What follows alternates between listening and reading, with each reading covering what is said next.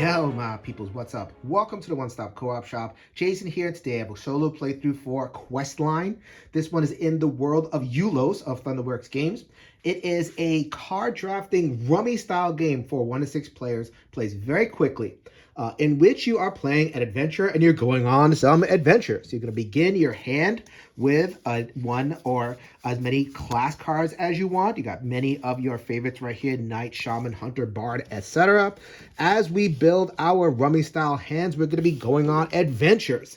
Eliminate the enraged Cyclops. Venture into a vampire's keep. All sorts of your favorites. You notice that there are numbers on top. We're going to be ordering our hands based on those numbers and coordinating lots of different scoring conditions depending on where cards are in our hand. And in that rummy style, we're going to be drawing and discarding, crafting our hand slowly until we have the best, which is the most point scoring hand possible. If you enjoyed the game Fantasy Realms, which won Despair of the Jar a couple of years ago, which I do, this one offers a slightly different take on it. So if you liked Fantasy Realms, you might like this one. At heart, this is a multiplayer competitive drafting game, so I'm going to go over those rules first, but then I'm going to get into a full solo playthrough. And we'll get to that after these channel announcements. We are the One Stop Co-op Shop, a multi-platform gaming empire, and your one stop for solo and cooperative gaming goodness.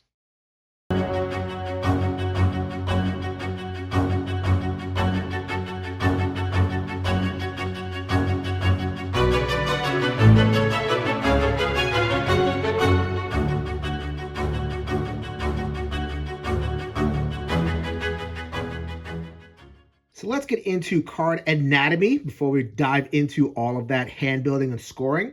There are two types of cards in Questline. We have our class cards and our adventure cards. Generally, all of the cards are going to have some outlay of symbols. Tons of symbols in this game. Making them all coordinated, talk to each other is how you win. So for the most part, the class cards are right here. You're going to have at least one at the start of your hand, and they're all worth one.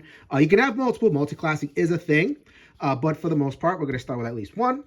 And they are going to have your skills. Most of the skills in the game appear on the class card, sometimes on the adventures, but for the most part, there. The adventures are going to have the other two types of symbols. They're going to have one terrain and multiple different tags.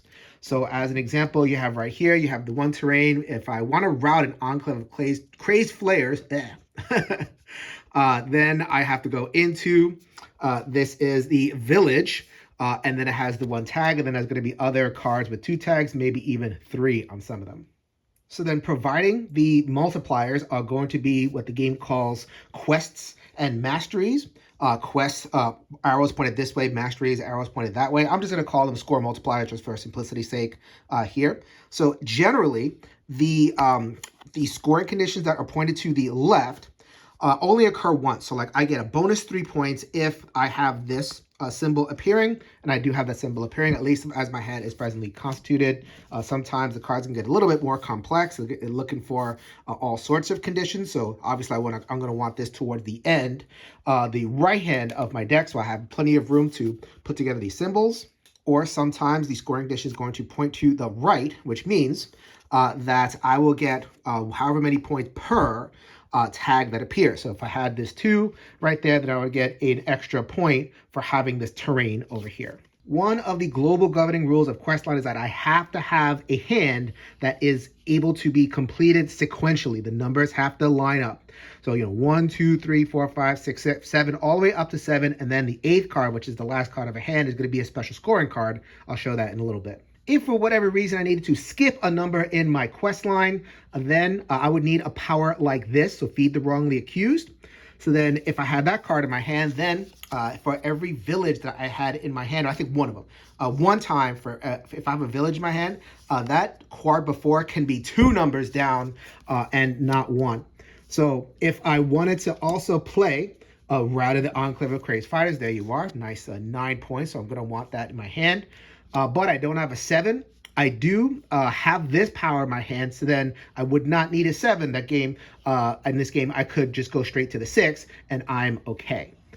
So if I have a hand of cards that is at the end, and I don't have all of my numbers filled in, so let's say right now I have 5, 4, 3. 4, 3 are empty in this initial hand right here. I would take the last cards, the highest cards, and fill in the number right there, basically wiping them out as scoring cards and adding up the rest of the cards that I have right here. Now, this would be really poor, so you want to avoid using your higher number cards to fill in numbers as much as possible. How do we put our hands together? I'm glad you asked. Okay, so here is the main difference between a regular rummy game or a game like Fantasy Realms and Questline. So in a regular rummy game, you're going to have a common discard, and then players are going to be interacting with that discard in order to form their hands. Here, you are interacting with the discards of the players to your left and your right. There are also no turns in Questline. You are going to be making your hand, and every player is just going to be messing with their hand, doing the hand management thing simultaneously. So we begin with 6 adventure cards, one of which you're going to discard, and then 2 class cards. And so I'm going to look, what do I need? I can draw from the class deck or the adventure deck. So I have a hand of 7 cards right now. I can draw up to 8. Let's go ahead and draw another card. Now I'm going to assess what I have going on. But wait a minute. I am looking at my neighbors, and in the multiplayer game, you can only look at your left and your right. So in a higher player count, you only have to look at these to your immediate surroundings. So I like the look of this beheaded harpy. It goes with some of the cards that I have. So I'm going to take this card and I am going to discard it into my own personal discard. All the other players are going to be doing the same thing. They're going to be drawing cards, picking what they don't want, and putting cards in their discard. Drawing cards, taking cards they don't want, put it in their discard. Taking cards from my discard, putting it into their hands, and discarding cards. They're going to be lots of back and forth, simultaneous, very different feeling than what you might be used to in a rummy-like game like this. The only limitation on drawing out of other discards areas is if I have my own discard is full of 7 cards and I am working on my own hand over here, then I need to be able to thin this out, draw from my own discard, and continue molding my hand. Progress the game state a little bit, and once I have decided on my hand of 7 cards, the last thing that I do is I take the top victory cards from a deck, and I complete my hand, and that makes a total of 8 cards. These are the 8 cards that are going to score individually. So these are descending. So the first player that finishes is going to get the best card, 5, 4, 3, 2, 1, and then you take out certain cards depending on player count, and that will represent the end of your game, and then you can wait for everybody else to finish their games. As I indicated before, if there are significant gaps in your quest line, then you have to take the highest number card and then cover that up, so that denies you a scoring opportunity. You did score all 8 cards, if you want to have a chance of winning this one. One thing that you can do, you can have cards that are out of order. So I have this card over here. I have the 5 after the 4 because this 4 says that it scores 2 points if there's a mountain in to the left of it. So there's a mountain on this 5. So I'm just going to go ahead and put that there. That counts as long as I have all the numbers represented and it ends at a number that I can bridge to. So then every player is going to add up each individual card and then their victory point card, add up the total, and that is an entire game of Questline. And once you have your finished hand, if you really want to, you can kind of role play it out like a lot of the Eulos games, like Role Player, etc. So I am the Druid. I started off by mining the depths of Stone's Mine, got up my little chainmail that lasted me, and then I built up to higher and higher adventures. Eventually, I overpowered a giant troll, and I became the greatest hero in the land. You get the idea. So now let's get into what y'all are here for on the One Stop Co-op Shop, the solo mode. For the most part, it's going to be a lot of the same feeling in terms of starting with the 2 class cards and adventure cards, drawing a discard and manipulating your hand, trying to get the optimal hand possible, but with a couple of differences. First of all, I've set up the adventure deck in a special way. I've set aside over half of the cards, and I'm going to be working with a limited pool. For the most part, the discard is the difference here. So I have 1 class card and 2 adventure cards here in the discard pile. I'm going to be able to interact with it as much as I want. However, I'm not going to draw from these decks. Instead, when I quote unquote pass my turn, I can do a reset, which means whatever cards are in here, I discard and I deal out another set of cards. Eventually, I'm going to be start accessing cards that I've shuffled into the deck, some of these epilogue cards. So I can, if I want to end early, claim this epilogue card, and that is my hand. Or I want to keep on manipulating, but I risk triggering lower and lower epilogue cards to come out. So eventually, 3, then 2, then 1 are going to come out. That might be a trade-off that's worth it because you're, really holding out for that optimal hand, or you want to strike early and get the higher card. That is up to your calculation. But for the most part, everything else is unchanged. So let's get into it. A quick solo playthrough of Questline. All right, and so begins my adventure into Eulos. All of Eulos, apparently. Okay, so here are the 2 class cards that I got. I have an Assassin, which is a skill right there. And also, I ignore negative penalties. Wow, that is a really good power. And also, +1 for every warrior tag. I have a couple of warrior tags sitting right here. So that's a strong candidate right there. And also, Cleric. So Cleric is those 2 symbols and then +1 per undead tag that I have going along over here. So I have a combination right here that just kind of came together just on the deal. Sometimes that happens. You got to look for those. So then I have this pretty powerful bested a Lich and took his scepter. I don't break it. I take that thing. All right. So it's worth 4 points. Has lots of tags. And +3 if I wield the scepter, and +4 if I trap the spirit. So then you get both. I can do both. So then these cards is kind of made to be together. So I think this is going to form the basis of my little empire over here. Now I can multi-class it. Here's the reason I could multi-class Assassin. I want to. Number 1, let's see. I have, +1 per tag. I have a lot of warrior tags right now anyway. In addition, so I have this Assassin over here. I have a really powerful card, Serve the Demon. Lost my sanity along with my hair. Ha ha ha. Counts for a whole different set of numbers. The cards that I am looking at that are point scoring are higher, so like it leads right in. 3, 4, 5, 6, it's almost perfect. But it's -3. -3 is a significant penalty. The scores are going to be in the range of between like the 20s into the 40s. So -3 is pretty significant. However, if I had the Assassin, then that I would be able to wipe that out. So the question is, can I get a card that is better than the Assassin somewhere along the way? And how long do I hold on to the Assassin? So you have to make these calculations. You have to really think about them all along the way. All right. So what else do I have going on over here? Deciphered a secret from the Grimoire, +3 if I have a fist. The Cleric is right there. So that would be 8 points. That's a pretty good set. And another interaction. Yes. We have Skull and then Skull. So I think in terms of setting aside cards, I'm definitely going to keep. We're going to go 1, 2, 3. So those are cards that are pretty much deficit unless something really changes.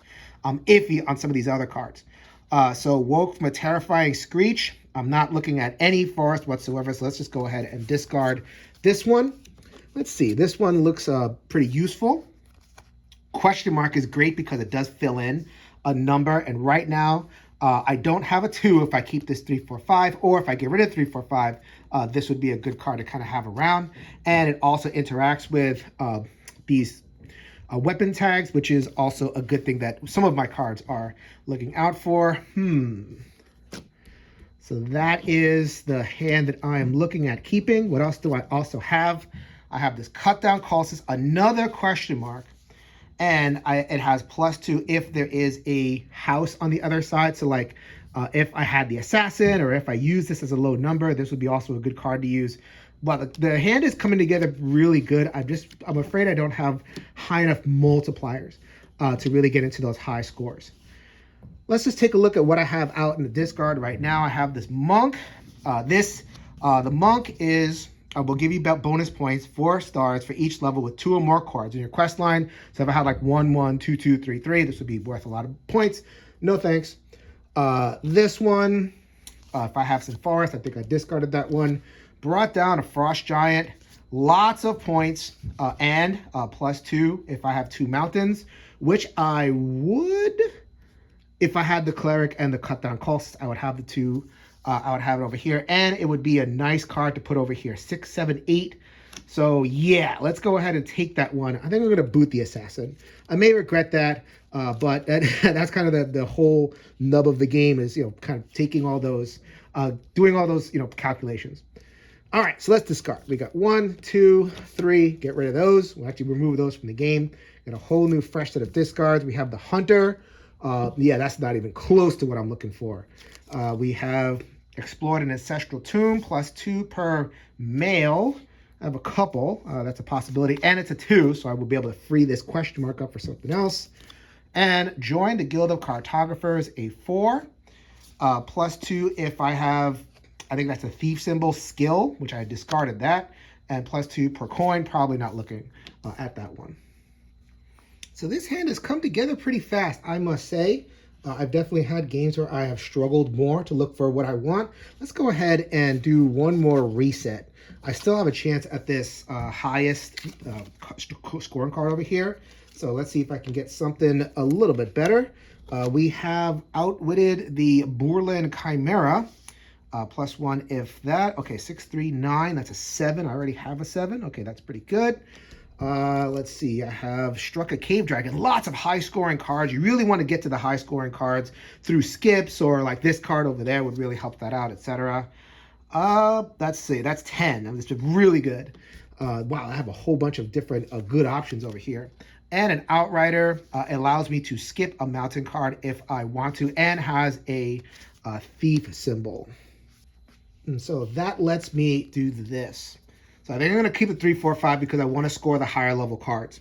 Let me go ahead and take this cave dragon, struck down a cave dragon. We're going to put it here. So now I have my mountain from the cleric and from the brought down a frost giant. I no longer need this card.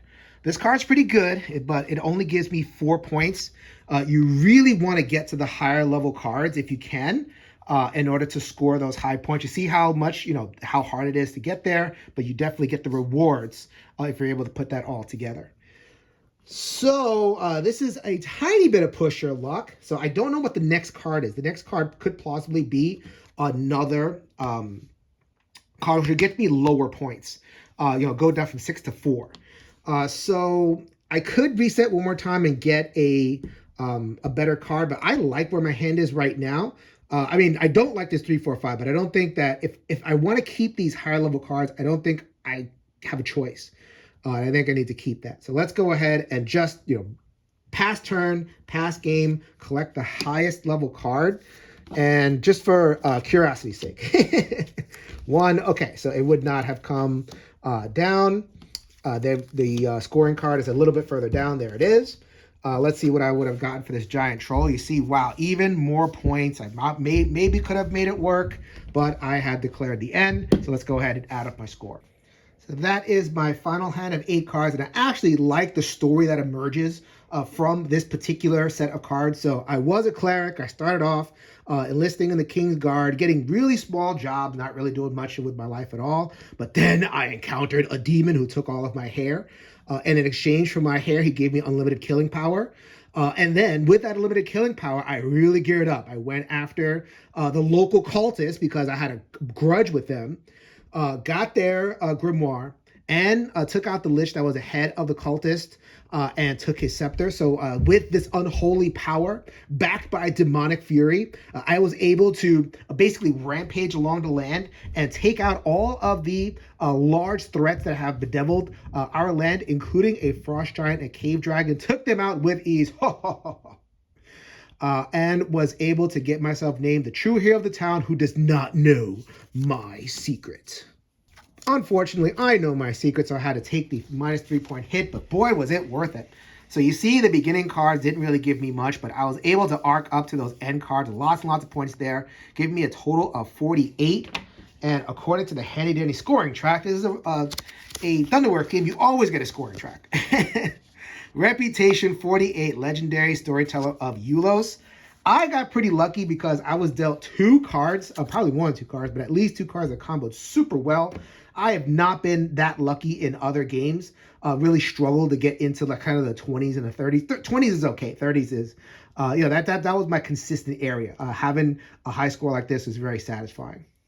That is Questline. As always, my sincere hope is that I've given you enough information to determine whether this is worth your gaming time and gaming dollar. This is Jason with the One Stop Co-op Shop, reminding that we'll see you at the next stop.